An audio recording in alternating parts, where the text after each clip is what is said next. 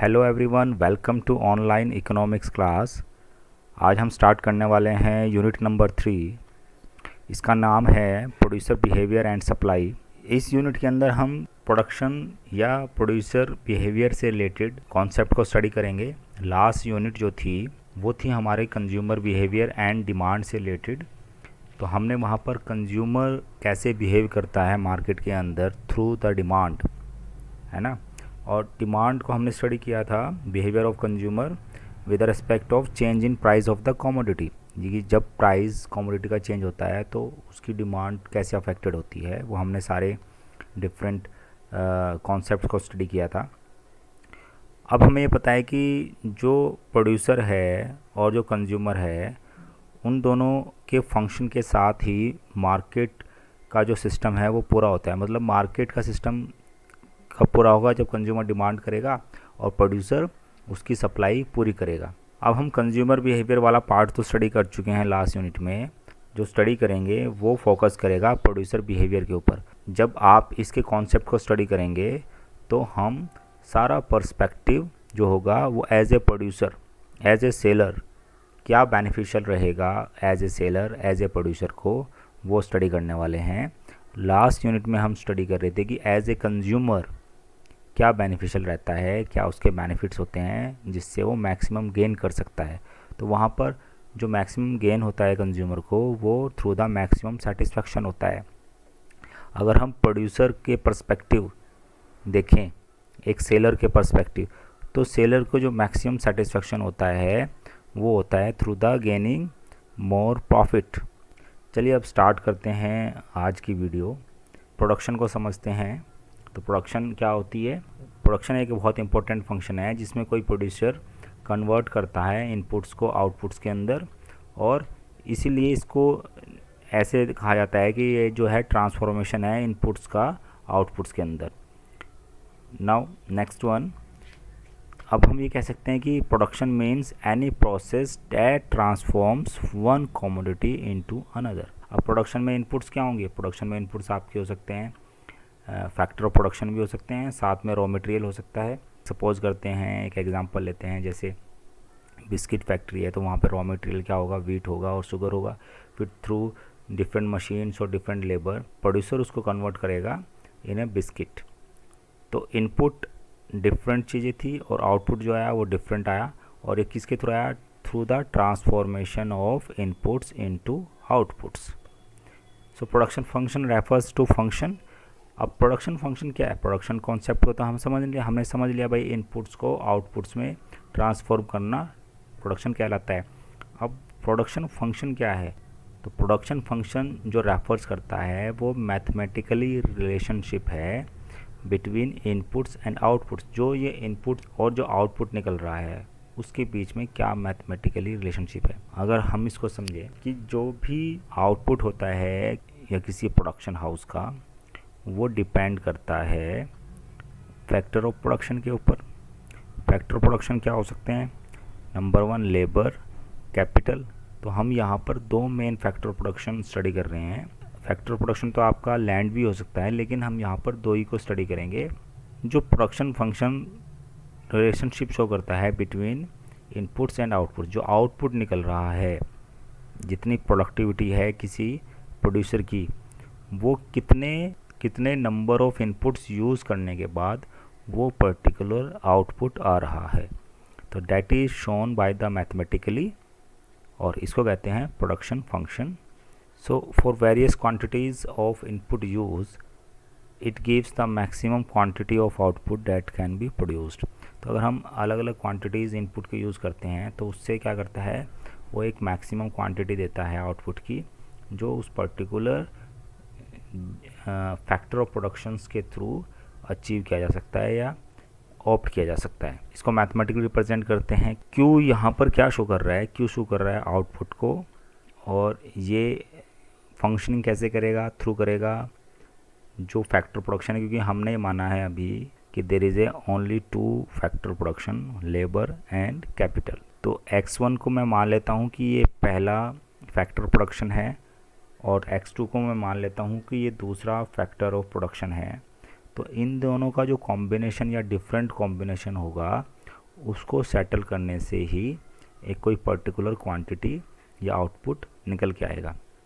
Suppose करो कि जो x1 है वो लेबर है और x2 जो है वो कैपिटल है। कैपिटल मैं यहाँ पर कोई मशीन या फिक्स्ड एसेट को मान सकता हूँ, है ना, क्योंकि कैपिटल जो इन्वेस्टमेंट होता है किसी प्रोड्यूसिंग यूनिट में वो दो तरीके का होता है, एक वर्किंग कैपिटल में और एक फिक्स्ड कैपिटल में। फिक्स्ड कैपिटल जो होती है वो मशीन या प्लांट होता है, तो यहाँ पर एक मशीन मान लेते हैं कि किसी प्रोड्यूसिंग यूनिट में x2 जो है मशीन है और x1 लेबर है। अब उस मशीन पर हम लेबर को अगर इंक्रीज़ करते हैं तो उस मशीन की जो प्रोडक्टिविटी है वो इंक्रीज़ हो जाती है। सपोज़ कि अगर एक पर्सन उस पर काम करता है तो वो निकालती है 10 यूनिट्स। जैसे ही हम उस पर 2 पर्सनस एम्प्लॉयड कर देते हैं तो वो निकालने लग जाती है 20 यूनिट्स।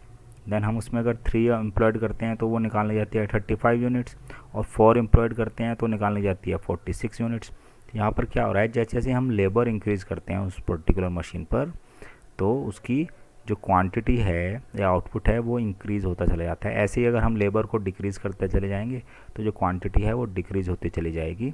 तो ये क्या शो कर रहा है, this is showing production function.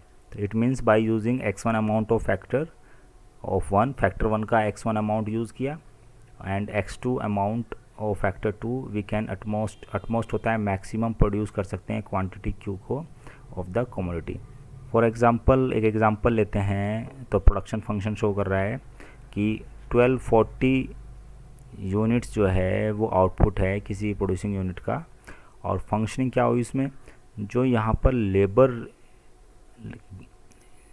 Function क्या हुआ कि 5 लेबर्स के थ्रू एंड जो 5 यूनिट्स लेबर के थ्रू और 6 यूनिट कैपिटल के थ्रू ये 1240 यूनिट्स प्रोड्यूस की जा सकती हैं, ये आउटपुट है।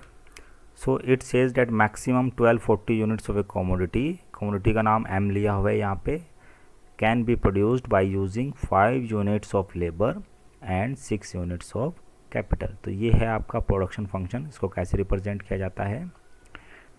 अब हम फैक्टर्स की बात करते हैं, इसको दो तरह से कैटेगराइज करते हैं, that is fixed factor and variable factors. So जो प्रोड्यूसर होता है वो इन दोनों फैक्टर्स को ही कंबाइंड करके प्रोडक्शन फंक्शन को कैरी करता है, और किसी कमोडिटी को प्रोड्यूस करने के लिए उसे इन दोनों फैक्टर्स की ही ज़रूरत पड़ती है, फिक्स्ड फैक्टर्स और वेरिएबल फैक्टर्स। चलिए समझते हैं कि क्या होते हैं। पहले हम समझेंगे फिक्स्ड फैक्टर्स को। So this refers to those factor whose quantity can not be changed in the short run. अगर हम कोई शॉर्ट रन प्रोडक्शन फंक्शन को स्टडी कर रहे हैं तो उस शॉर्ट रन के अंदर इनकी जो क्वांटिटी होती है वो चेंज नहीं होती है, ठीक है। Number 2, cost of fixed factors do not very directly with output. जो कॉस्ट होती है, मतलब जो इनका खर्चा होता है फिक्स्ड फैक्टर्स का, वो वेरी नहीं करता है आउटपुट के साथ, क्योंकि cost of fixed factor do not very नहीं करती है, वो बढ़ती या घटती नहीं है।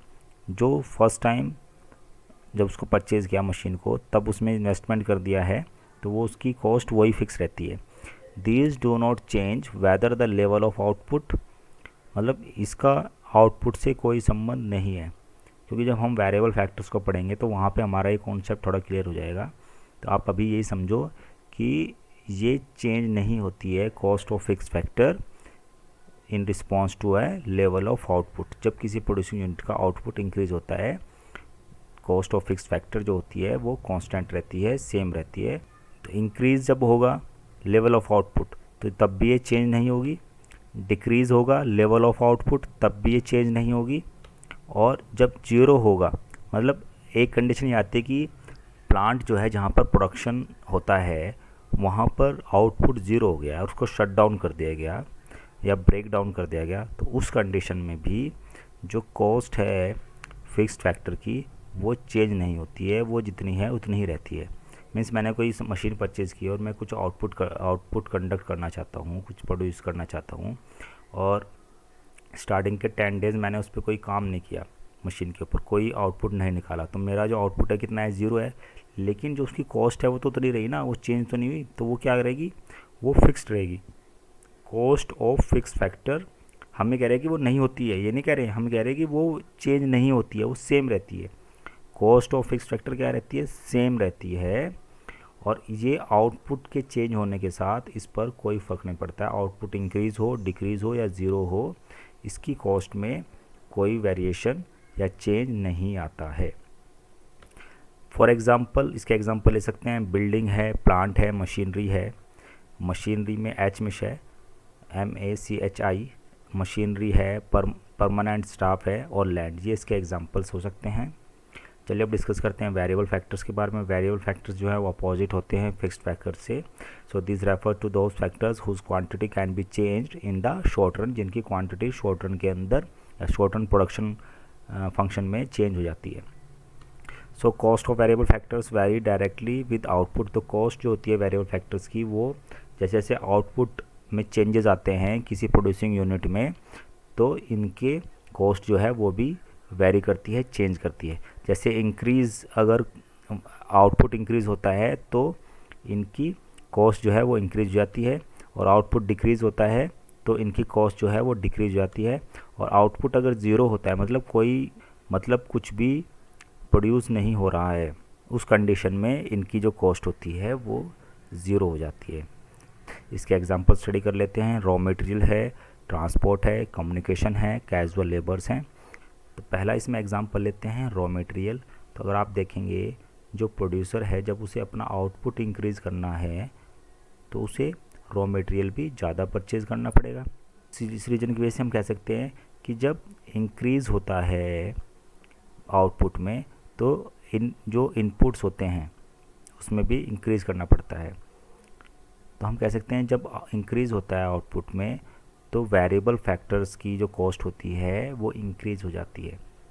जैसे ट्रांसपोर्ट है, अब ज़्यादा आउटपुट निकल रहा है तो आउटपुट को ज़्यादा सिटीज़ में ट्रांसपोर्ट करना पड़ेगा, तो ज़्यादा ट्रांसपोर्ट यूज़ होगा तो कॉस्ट ऑफ ट्रांसपोर्टेशन बढ़ेगी, कॉस्ट ऑफ कम्युनिकेशन बढ़ेगी। कैजुअल लेबर, जैसे हम कहते हैं कि एक मशीन के ऊपर 4 लोग काम कर रहे हैं और प्रोडक्शन बढ़ाना है तो हमें वहाँ पे 4 की जगह 8 एम्प्लॉयड करने पड़ेंगे, तो अब क्या होगा, ज़्यादा वेजेस देनी पड़ेगी। तो जो कैजुअल लेबर है, परमानेंट लेबर नहीं, जो कैजुअल लेबर है वो आएगी वेरिएबल फैक्टर के अंदर।